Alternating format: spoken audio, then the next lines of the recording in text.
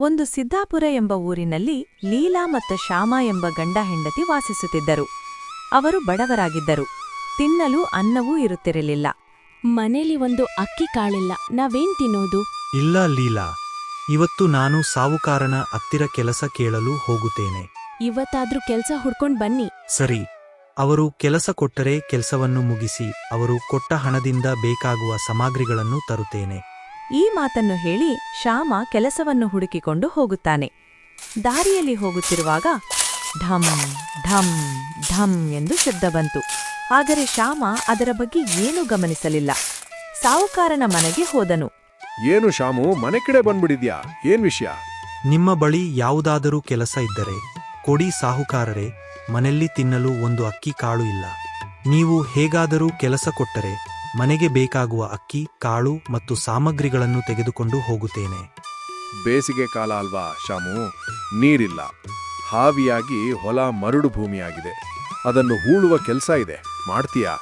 ಸರಿ ಸಾವ್ಕಾರ್ರೆ, ಮಾಡ್ತೀನಿ ಎಂದು ಹೇಳಿ ಹೊಲವನ್ನು ಹೂಳಲು ಹೋಗುತ್ತಾನೆ. ಮಧ್ಯಾಹ್ನದವರೆಗೆ ಹೊಲವನ್ನು ಹೂಳಿ ಸಾವುಕಾರನ ಬಳಿ ಹೋಗುತ್ತಾನೆ. ಸಾವುಕಾರ ಶಾಮು ಮಾಡಿರುವ ಕೆಲಸವನ್ನು ನೋಡದೆ ಅವನ ಮೇಲೆ ಇದ್ದ ನಂಬಿಕೆಯಿಂದ ಅವನು ಮಾಡಿದ ಕೆಲಸಕ್ಕೆ ಹಣವನ್ನು ಕೊಟ್ಟು ಕಳಿಸಿದನು. ಅವನು ಮಾರುಕಟ್ಟೆಗೆ ಹೋಗಿ ಬೇಕಾಗುವ ಸಾಮಗ್ರಿಗಳನ್ನು ತೆಗೆದುಕೊಂಡು ತನ್ನ ಮನೆಗೆ ಹೋದನು. ನೀವೇನ್ ತಂದಿದ್ದೀರಾ? ಕೆಲ್ಸ ಸಿಕ್ಕಿತಾ? ಹೌದು ಲೀಲಾ, ಅದಕ್ಕೆ ಬೇಕಾಗಿರುವ ಸಾಮಗ್ರಿಗಳನ್ನು ತಂದಿದ್ದೇನೆ. ಬೇಗ ಊಟ ತಯಾರಿಸಿ ತಿನ್ನೋಣ. ಸಂಜೆ 7 ಗಂಟೆ ಆಯಿತು. ಶಾಮು ಮತ್ತು ಲೀಲಾ ಊಟ ಮಾಡಿ ಮಲಗಿದರು. ಬೆಳಗ್ಗೆ ಕೆಲಸಕ್ಕೆ ಹೋಗಲು ತಯಾರಾಗುತ್ತಾನೆ. ಲೀಲಾ, ನಾನು ಕೆಲಸಕ್ಕೆ ಬರ್ತೀನಿ. ಸಾಯಂಕಾಲ ಬೇಗ ಬನ್ನಿ. ಸರಿ ಎಂದು ಹೊರಟ ಹೊಲದಲ್ಲಿ ಕೆಲಸ ಮಾಡುತ್ತಿದ್ದನು. ಇವತ್ತು ತುಂಬಾ ಬಿಸಿಲು ಇದೆ, ತಲೆ ಸುಡುತ್ತಿದೆ. ಸ್ವಲ್ಪ ಹೊತ್ತು ಮರದ ಕೆಳಗೆ ಕುತ್ಕೋತೀನಿ, ಅನಂತರ ಕೆಲಸ ಮಾಡಿದ್ರೆ ಆಯ್ತು. ಮರದ ಕೆಳಗೆ ಕುಳಿತು ಶಾಮು ನಿದ್ದೆ ಮಾಡಲು ತೊಡಗಿದನು. ಅವನು ಮಲಗಿರುವಾಗ ಢಂ ಢಂ ಢಂ ಎಂದು ಶಬ್ದ ಕೇಳಿತು.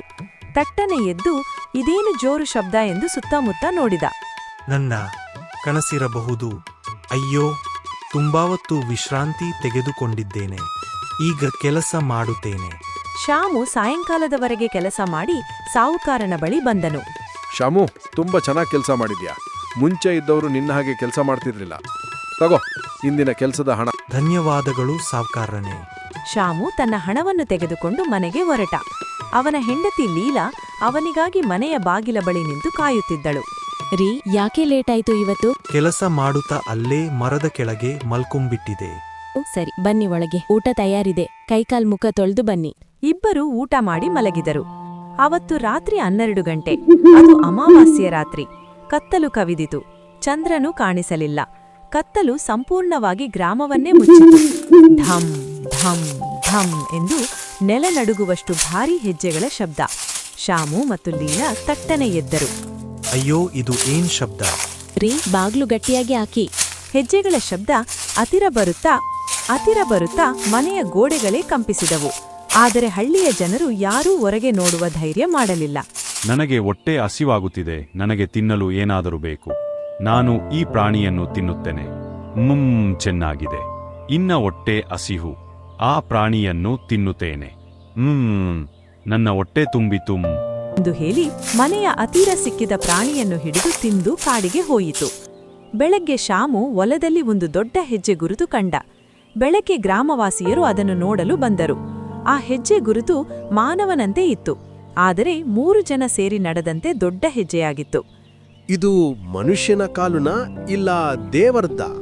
ದೇವರಲ್ಲ ಕಣ್ರಯ್ಯ, ಇದು ದೈತ್ಯನ ಕಾಲು. ಗ್ರಾಮದೊಳಗೆ ಭಯ ಹರಡಿತು.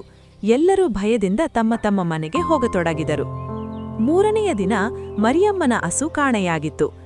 ನನ್ನ ಹಸು ನನ್ನ ಮಕ್ಕಳಂತೆ ಸಾಕಿದೆ. ಅದನ್ನು ಯಾರು ಕದ್ದರು?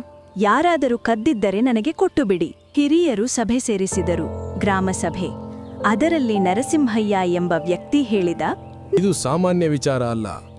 ಈ ಗ್ರಾಮದ ಅಂಚಿನ ಕಾಡಿನಲ್ಲಿ ಯಾರೋ ಭಾರೀ ದೇಹದವನು ಇದ್ದಾನೆ. ನಾವು ಸೇರಿ ಹೋಗಿ ನೋಡೋಣ ಆ ದೈತ್ಯನನ್ನು. ಅವನು ದೈತ್ಯನಾಗಿದ್ರೆ ನೀವು ಹೋಗಿದ್ರೆ ಜೀವ ಅಪಾಯ. ಆಮೇಲೆ ತೀರ್ಮಾನ ಆಯಿತು. ರಾತ್ರಿ ಯಾರೂ ಹೊರಗೆ ಬರಬಾರದು, ಎಲ್ಲರೂ ತಮ್ಮ ತಮ್ಮ ಮನೆಯಲ್ಲಿ ಇರಬೇಕು ಎಂದು ಊರಿನ ಹಿರಿಯರು ತೀರ್ಮಾನಿಸಿದರು. ರಾತ್ರಿ ದೈತ್ಯನು ಬಂದನು. ಢಮ್ ಢಮ್ ಢಮ್ ಎಂದು ಶಬ್ದ ಬಂತು. ಹಳ್ಳಿಯ ಜನರು ದೈತ್ಯನು ಬಂದಿದ್ದಾನೆ ಎಂದು ಹೆದರಿ ಮನೆಯಲ್ಲಿ ಕುಳಿತಿದ್ದರು. ಹಸಿವು ತಿನ್ನಲು ನನಗೆ ಏನಾದರೂ ಬೇಕು. ಕಿರುಚುತ್ತಾ ದೈತ್ಯನು ಅಲ್ಲೇ ಇದ್ದ ಶಾಮುವಿನ ಹಸುವನ್ನು ಎತ್ತಿಕೊಂಡು ತಿಂದು ಕಾಡಿಗೆ ಹೊರಟನು. ಶಾಮು ತನ್ನ ಹಸುವನ್ನು ಹುಡುಕುತ್ತಾ ಕಾಡಿಗೆ ಹೊರಟನು. ನನ್ನ ಹಸು ಸಿಕ್ಕಿತು, ನನ್ನ ಹಸು ಸಿಕ್ಕಿತು ಎಂದು ಕಿರಿಚಿದನು. ಅಷ್ಟರಲ್ಲಿ ಢಮ್ ಢಮ್ ಎಂದು ಶಬ್ದವಾಯಿತು. ಶಾಮು ಮುಂದೆ ಒಂದು ನೆರಳು ನಿಂತಿತ್ತು. ಎತ್ತರ, ಬೃಹತ್ ದೇಹ, ಅಷ್ಟರಲ್ಲೇ ತಲೆ ಮೋಡಕ್ಕೆ ತಾಕುವಷ್ಟು ಎತ್ತರ ಮನುಷ್ಯ ಶಾಮುವಿನ ಮುಂದೆ ಬಂದಿತ್ತು. ನೀನು ಯಾರು? ನೀನು ಯಾರು? ಅಷ್ಟರಲ್ಲಿ ದೈತ್ಯ ಹೇಳಿದ, ಭಯಪಡಬೇಡ ಪುಟ್ಟವನೇ, ನಾನು ಯಾರಿಗೂ ಹಾನಿ ಮಾಡಲ್ಲ. ನಾನು ನಿಮ್ಮಂತೆ ಮನುಷ್ಯನೇ. ನನ್ನ ಹೆಸರು ಭೀಮ. ನಾನು ಹುಟ್ಟಿದ್ದು ಈ ಕಾಡಲ್ಲಿ. ಜನರು ನನ್ನ ದೇಹ ನೋಡಿ ಭಯಪಟ್ಟು ನನ್ನನ್ನು ಕಲ್ಲಿಂದ ಒಡೆದು ಓಡಿಸಿದರು. ಒಬ್ಬರೂ ನನ್ನ ಮಾತು ಕೇಳಲಿಲ್ಲ. ಹಸಿವು ಬಂದಾಗ ನಾನು ಪ್ರಾಣಿಗಳಿಗೆ ಕೈ ಹಾಕಿದೆ. ಅದು ತಪ್ಪು ಅಂತ ನನಗೆ ಗೊತ್ತು. ಶಾಮುವಿನ ಕಣ್ಣು ನೀರಾಯಿತು. ನಾನು ಗ್ರಾಮಕ್ಕೆ ಹೋಗಿ ಎಲ್ಲರಿಗೂ ಈ ವಿಷಯವನ್ನು ಹೇಳುತ್ತೇನೆ. ಆದರೆ ಯಾರೂ ಶಾಮು ಮಾತನ್ನು ನಂಬಲಿಲ್ಲ. ಎಲ್ಲರೂ ಶಾಮುವನನ್ನು ನೋಡುತ್ತಾ ನಗುತ್ತಿದ್ದರು. ಅಷ್ಟರಲ್ಲಿ ಗ್ರಾಮದಲ್ಲಿ ಡುಮ್ ಡುಮ್ ಡುಮ್ ಎಂದು ಶಬ್ದ ಶುರುವಾಯಿತು.